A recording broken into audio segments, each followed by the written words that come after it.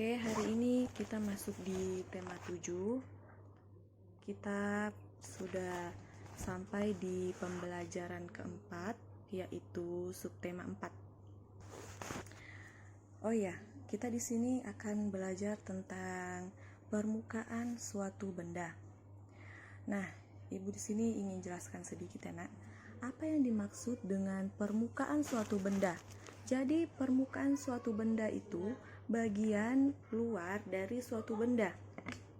Yang mana bagian luar dari suatu benda? Coba perhatikan, di sini ada contoh boneka. Nah, mana bagian luar dari suatu benda? Jadi ini ya. Jadi ini yang dimaksud dengan permukaan suatu benda. Mengerti sampai di sini? Kemudian Ibu lanjut lagi.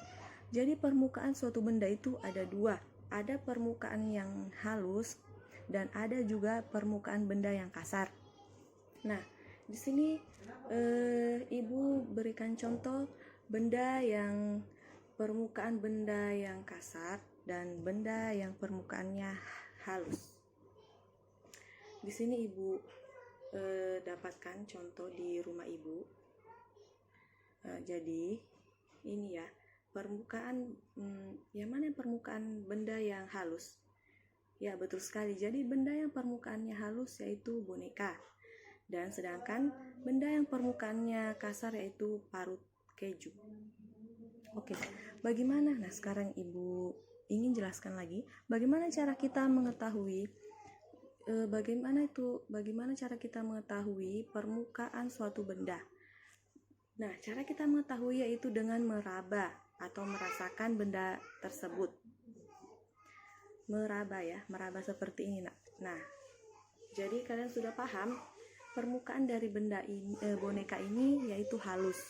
Nah, sedangkan parut keju, permukaan dari parut keju ini coba kalian raba dan rasakan. Coba kalian praktekkan di rumah. Kalian raba parutan keju ini, yaitu permukaannya adalah kasar. Nah, sampai sini mengerti? Kemudian setelah kalian sudah mengerti membedakan benda yang permukaannya halus dan benda yang permukaannya kasar, sekarang kita lanjut. Kita masuk di pembelajaran kita di tematik pembelajaran keempat, yaitu subtema keempat. Di situ ada gambar dan bacaan. Kemudian kalian baca di halaman 159. Kalian baca ya, Nak. Di situ Lani dan Siti bermain seluncur. Lani dan Siti dapat meluncur dengan baik. Permukaan papan seluncur halus. Jadi ingat, permukaan papan seluncur itu halus. Kemudian Edo dan Beni bermain pasir. Nah, permukaan pasir itu halus atau kasar ya? Ya, betul sekali. Permukaan pasir itu kasar. Mereka membuat berbagai bentuk dari pasir. Permukaan pasir kasar, permukaan benda ada yang kasar dan ada yang halus. Kemudian kalian amati gambar-gambar di bawah ini, yaitu gambar pertama yaitu ada gambar kelinci. Nah, gambar kelinci itu kira-kira permukaannya halus atau kasar? Ya, betul sekali. Kelinci itu permukaannya halus. Kemudian yang kedua selimut. Permukaan selimut itu kasar atau halus ya, Nak? Ya, betul sekali. Permukaan selimut itu halus. Dan kemudian yang ketiga roda. Permukaan roda itu kasar atau halus?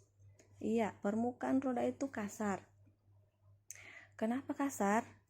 Karena jika permukaan roda halus, kita akan terpeleset saat kita mengendarai atau menaiki motor. Kemudian yang keempat itu bola basket.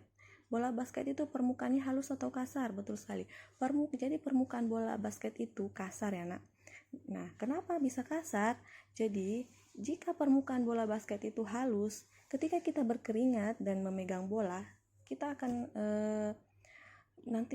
tangan kita akan licin saat memegang bola basket itu. Oke, di sini kita lihat poin pertama yaitu adakah benda yang permukaannya kasar? Ada. Dan poin yang kedua, adakah benda yang permukaannya halus? Ada. Jadi, di sini tugas tematik kalian. Kalian harus mencari 5 benda dan kalian harus mengelompokkan 5 benda tersebut. Kalian masukkan ke dalam tabel dari nomor 1 sampai nomor 5. kalian kelompokkan. Misalnya seperti ini, nomor 1 parut keju. Parut keju yaitu benda yang permukaannya kasar, dan yang kedua contohnya buku. Buku itu benda yang permukaannya halus. Jadi kalian jika sudah mencari 5 benda yang permukaannya kasar dan permukaannya halus, lalu kalian masukkan atau kalian kelompokkan di tabel berikut ini. Oke, jika sudah selesai kalian kirim ke WA-nya ibu. Oke, terima kasih.